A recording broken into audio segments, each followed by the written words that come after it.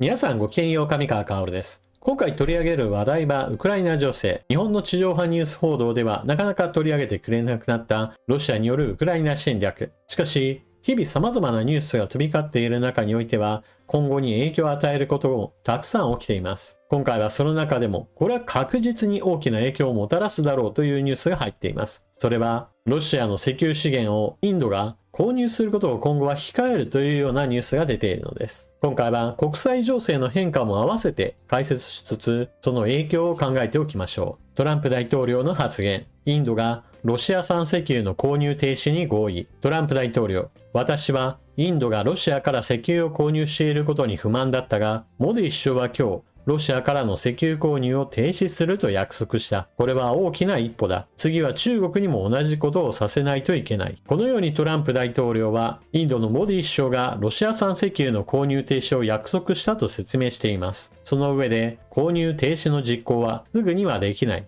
少し時間がかかるとも話したほか、ロシアとウクライナの戦闘が終われば、インドは石油の購入を再開するだろうとも指摘しています。トランプ氏は、インドによる石油の購入がウクライナ侵攻を続けるロシアを経済的に支えていると問題視し、インドへの関税を 50% に引き上げるなどして購入を停止するよう圧力をかけていました。トランプ氏は中国に対しても、ロシア産石油の購入を停止するよう求める考えを示しています。トランプ大統領のこうしたインドの動きが変わったぞというような話は各国に流れています。というのも、この影響は必ず大きく出てくるからです。現在ロシアはウクライナへの本格的な侵攻以降、その販売先についてはある程度絞られるようになってしまいました。最大の購入者であったヨーロッパ各国は購入を控えるようになりましたし、金融制裁に伴って従来の販売ルートでは決済がうまくいかないところも非常に多くなりました。そのため現在ロシアが輸出している先としては中国、インド、トルコ、この3カ国が上位を占めるようになっています。第1位の中国はまだまだロシアから大量に石油や天然ガスを買っているわけですが、インドは今回行動を見直すとしています。具体的な動きとしては、ロイター通信がこのような記事を発信していました。インドの石油会社、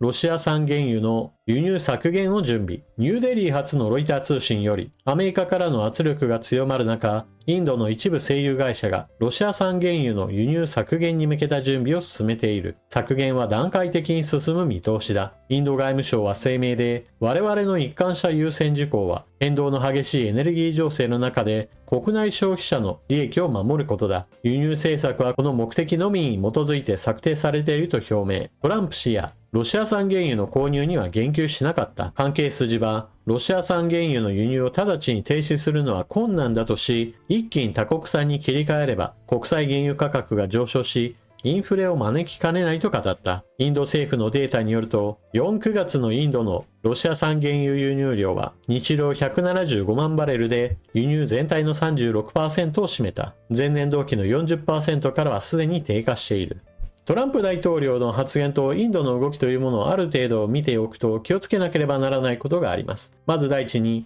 すでに契約しているものを破棄して、もう今すぐにでも輸入を止めるという話ではありません。あくまでもこれから買う話については、トランプ大統領の意向を向けて、これ以上の契約はやめておこうという話です。ですから、すでに契約しているものに関しては、これからもインドに届き続けることとなります。いわゆるスポット市場と呼ばれるような、その都度その都度購入を考える話とは別に、長期間にわたってどのくらいの金額でどのくらいの量、どのくらいの期間受け取るかといった契約の仕方があります。今回の話はそうした長期契約についていきなりやめるというのではなく、その先においてはもう更新しませんよという話になっているわけです。このあたりがトランプ大統領の発言が行われたのにもかかわらず、インドはまだ石油を購入し単価が動いているじゃないかというような批判とちょっと現実の差に注意しなければなりません。ただしそのようにしてたとえ今すぐでなかったとしても今後そのようになりますよという話が決定事項であるだけでも十分に今後の展開に影響を与えるものです。続いてこのようなアメリカ・インド間における動きを受けて中国側がどのような反応をしているか。トランプ大統領がロシア産石油購入停止を中国に求める考えを示す経済的な脅迫だと中国側は反発。トランプ大統領がインドがロシア産の石油購入を停止することに合意し、中国に対しても購入停止を求めていくと主張したことについて、中国外務省は経済的な脅迫だと反発しました。これについて中国外務省の報道官は記者会見で、中国がロシアを含む世界各国と貿易やエネルギー協力を行うことは合法であるとした上で、次のようにアメリカを非難しました。アメリカのやり方は典型的ないじめ、経済的な脅迫であり、国際的な経済貿易のルールを著しく破壊するものだ。また、もし中国側の正当な権利と利益が損なわれた場合、中国は必ず対抗し、自らの発展や利益を守るとアメリカを牽制しました。中国に対して今後、トランプ大統領がどのような対応を取るのかは明らかにしていませんが、今月末にも韓国で行われる予定の米中首脳会談では、ロシア産石油の購入についても焦点になる可能性があります。トランプ大統領による中国との関係、特に貿易紛争に関する戦いにおいては、どのように転ぶかは全くわからない状態です。何しろトランプ大統領の発言、コロコロ変わるものですから、中国とものすごく激しく対立するかのような発言をした後に、コロッといやいや中国ってのはとても素晴らしい国だよ。習近平国家主席もあれは素晴らしい人物で尊敬できるみたいな話を、いきなりするものですから、その落差といったものは非常に激しいものです。ですから今後どのような動きをするかについては、その都度様子を見ながらといった形になります。ただし、インドが今回態度をはっきりと変えてきたわけですから、中国がどのように動くかというのは、トランプ大統領にとってもより関心を強めることとなります。ロシア側の反応。ロシアは中国・インドの公式声明を重視。トランプ氏の原油購入停止発言で。ロシア大統領府のペスコフ報道官は、インドと中国がロシア産原油の購入を停止するとのトランプ大統領の発言について、ロシアは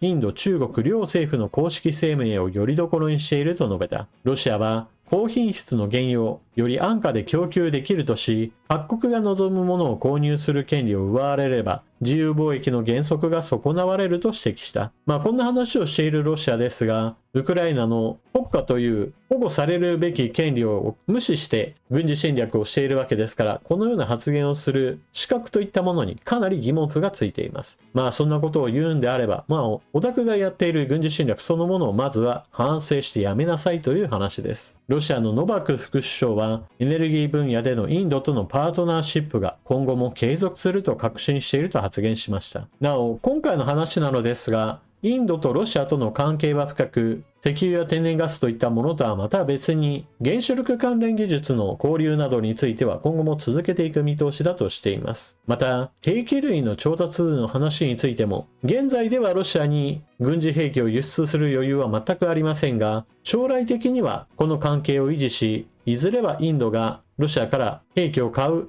そうした話が再開されるというようなことも予定されています。インドは国産兵器の開発も進めていますが、同時に中国との対抗上、ロシア側をある程度味方にするために軍事関係を残しておきたいと言われています。さて、このようにしてインドがロシア産原油の購入をこれからはストップしていくぞという話が出てきた背景としては、なんといってもトランプ大統領がインド側に対してかけた関税 50% という問題があります。インドにとって輸出産業のその輸出先1位がアメリカです。ですから1位のアメリカに対しての関税がいきなり急上昇したものですから、インド国内においてはこの状況を何とか変えてほしいという要望がありました。インドのモディ首相としては 50% という関税はインド以外の国々からアメリカへと輸出するような動きが活発化して国内産業にダメージが来ることを考えれば、さすがにこれをある程度是正しなければならないと考えたのでしょう。一方でアメリカのトランプ大統領にしてみれば、現在国際情勢において変化が起きています。それはイスラエルにおける大規模戦闘といったものが収束へ向かっていることです。イスラエルとハマスとの間に行われていた戦闘が一旦収束へ向かう中において、トランプ政権の動きとしてもよりロシア・ウクライナ間の問題に注目を移していく状況になっているわけです。このことは今後アメリカによるウクライナへの関与といったものを強化する方向に動いたとしても不思議ではない状況というものが生まれつつあるわけです。さて、ウクライナ自身の行動も見ておきましょう。引き続きロシア本国にある石油関連施設への攻撃を行っています。キーウポストより特殊作戦部隊がロシアの歴史的な製油所を攻撃。ドローンがサラトフを揺さぶる。ウクライナの特殊部隊は、ロシアのサラトフ州にあるサラトフ石油精製所を攻撃し、ロシア最古の石油施設の一つを直撃した。ウクライナ軍はちょうど1ヶ月前の2025年9月16日にもこの製油所を標的とした。当局者らは、今回の攻撃はロシアの軍事力と産業力を撹乱することを目的とした進行中の非対称作戦の一環だと述べた。また、記事にはなっていませんでしたが、その他、クストボにある石油精製所への攻撃も実施し、火の手が上がっている様子を住民が写真に捉えてインターネットに投稿していました。これらロシア本国における石油精製所への攻撃に関しては、一件一件それ自体だけで全てを変えるわけではありません。これは積み重ねによるその影響が拡大するものです。例えばその影響といったものが出ているニュースを見ておきましょう。ロシアはガソリン不足のためガソリンを薄め始めた。ロシアでは燃料不足のため薄めたガソリンが流通し始めているとロシア自動車サービス連合のバルコ会長が報道に語っている。同氏によればガソリン不正は車両の故障につながる可能性があり、すでに苦情を訴えている会社もある。ロシアのガソリン生産者は価格を引き上げられないため品質を落とし始めています。これらの噂と実際の出来事の間には関連があります。一部の地域でガソリンが不足する中、経済状況を受けて多くの生産者が添加剤を加え始めていますと会長は語っています。さらに政府自身も石油精製所におけるモノメチルアニリン MMA の使用禁止解除を検討し始めています。MMA は生産量を増加させるための添加剤です。この物質は毒性が高く発がん性が高いためほとんどの国で禁止されているが、ロシアでは最近の2016年まで使用されていました。ロシアにおいてですらその危険性について指摘され、使用が禁止されていた添加剤が復活しようとしています。そのぐらいのことをしてでも今の燃料不足を解消しようとしているわけですから、かなり危険な状態でしょう。一方で増税ラッシュについても様々なニュースが飛び交っています。日本における消費税にあたる付加価値税を 22% に来年は引き上げようというような話もロシアでは議会で審議が行われているところです。その他公共料金の値上げや小規模事業者に対する税制優遇などについても廃止の話が進んでいたり、公共交通の料金値上げ、公共住宅も同じく料金値上げ、ありとあらゆるものがどんどんと値上がりしていくぞというような状況になっています。こちらのニュースでは、ロシアの各地方では世帯収入の増加を理由に運輸税の引き上げが始まっているというニュースが入っています。世帯収入の増加という話が出ているわけですが、これは一部の人たちだけを対象にしたような統計であり、実質的には多くの人々がかなり苦しむことになるだろうと言われています。また、アメリカによるロシアに対する締め付けがどうもきつくなりそうだなというような話は、インドだけが反応しているわけではなく、その他中央アジアのカザフスタンもまたロシアに対する対応を強化しているそうです。国境はひどい交通渋滞になっている。カザフスタンは制裁対象品を求めて中国からロシアへ向かうトラック2500台を差し押さえた。ロシアに様々な物品が入ってくるわけですが、それらのルートといったものは特定の場所に限られているわけではありません。制裁がかけられるとその制裁から逃れるための措置が取られて、あっちで物が通るようになって、でもそこに対する規制がかかったらまた別の場所にという具合にして、あっちこっちに物の流れといったものが移り続けていくというのが制裁とその制裁回避の動きです。今回その中においてカザフスタンが取り締まりを強化したことから一斉に物流が一時停止する事態になっています。先ほども述べたようにイスラエル情勢に対する関与といったものをアメリカがこれ以上行わないで良くなると、重要案件として残るロシアによるウクライナ侵略に対する対応に人や物、お金もどんどんと集中することになります。アメリカの動きがロシアとウクライナこの周りに集まってくると、その周辺国における対応も変わってくることでしょう。もちろんアメリカに睨まれるよりは、ロシアを締め付けた方がほとんどの国にとっては経済的にも利益があるはずです。カザフスタンの場合だと、国内における地下資源開発に欧米メジャーの力を借りてどんどんと開発を進めている関係もあり、アメリカと対立するよりは、ロシアを締め付けた方が基本的には利益を得ることができるのです。ただし、気をつけなければならないのは、ロシアの地下資源に対しては日本の企業も携わっているものがあり、一部企業の利権を守るためにも、産出したものについては日本に輸入するといった流れが現在でも継続的に行われています。この部分についてトランプ大統領が問題視しています。アメリカ財務長官、加藤財務省に日本のロシア産エネルギー輸入停止要望。この点に関しては、私は日本もロシア産のものについては輸入を停止し、他の国に投資分散を行うべきだと思っています。国際情勢という意味においては、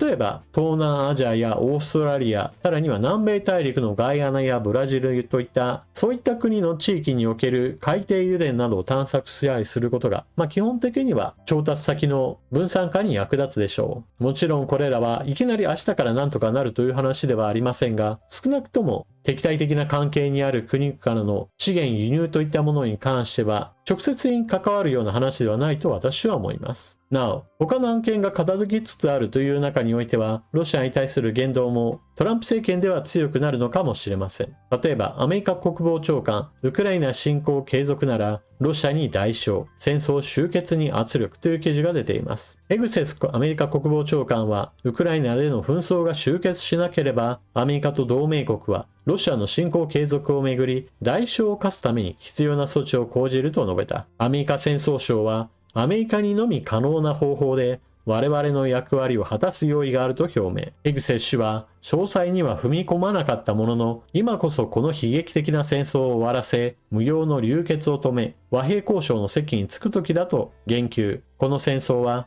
トランプ大統領の在任中に始まったものではないが、トランプ氏の在任中に終結すると述べた。エグセス長官はこれに先立ち、NATO 本部で開かれる国防相会合を前に、NATO 同盟国にウクライナに供与する米国製武器の購入を増やすよう求めると述べていた。アメリカしかできないことというのは、アメリカ製の兵器を大量に買ってウクライナに供与してくれ。そうすればアメリカの軍需産業はより多くの売り上げを上げることができ、それでいてウクライナはより強力にロシアに対する抵抗ができるんだ。これがアメリカによるウクライナ支援だぞというようなことを匂わせるような発言です。ただし、たとえそのようにしてお金を出すのがヨーロッパ各国で、あくまでもアメリカは武器販売業者に徹するという意味においても、別にさしたら国際貢献というふうには見えないのですが、それでもアメリカがこんなに大量に武器を売ってあげたから、それでウクライナが助かっているんだから、アメリカにみんな賛辞を送るべきだという話に同意できるかどうかは皆さんの価値観次第です。ちなみにトランプ大統領がここ最近言及しているトマホークミサイルに関しても、フィナンシャルタイムズではロシア攻撃のためウクライナのトマホークミサイル発射を支援するだろうという報道も出ています。イギリスフィナンシャルタイムズの記事においては、トマホークミサイルという兵器だけをウクライナに渡したのでは、これを十分に活用することができない。むしろ兵器を渡すときには同時にアメリカも関与し、どの標的にいつどのような形でトマホークミサイルを撃ち込むのが一番良いのか、そのあたりまで全てアメリカが関与し、成果を上げる方向でトランプ政権が考え始めているのかもしれないといった内容となっています。実際に情報提供を行っていますよという話に関しては、ここ最近も記事が出たばかりです。これはウクライナ軍が保有している飛行機型の大型ドローンによる攻撃で、どの場所に攻撃するときにどのルートを通ればロシアの防空部隊を回避できるかについて情報を提供していると言われています。巡航ミサイルトマホークの場合だと、ロシアの防空部隊はあまり気にしないでも攻撃が可能かもしれませんが、少なくとも何の情報もないままにいきなり撃ち込むよりは、より安全なルートで飛行した上で目的地に到達することが可能だと考えられています。なお、アメリカが保有するトマホークミサイルの全体数は4000発から4500発程度と考えられており、実際にウクライナに供与もしくは販売するにしても、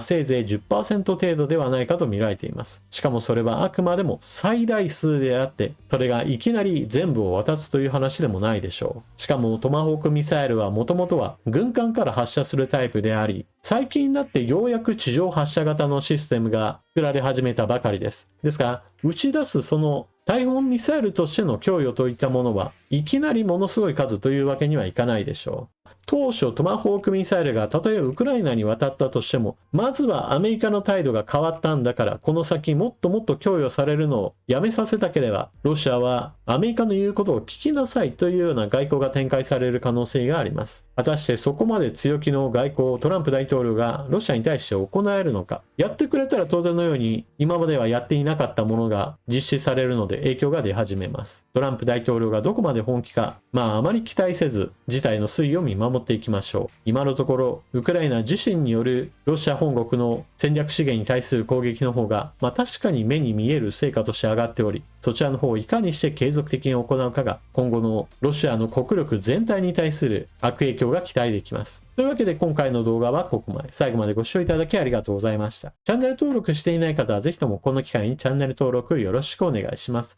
それでは次の動画でまたお目にかかりましょう。またね。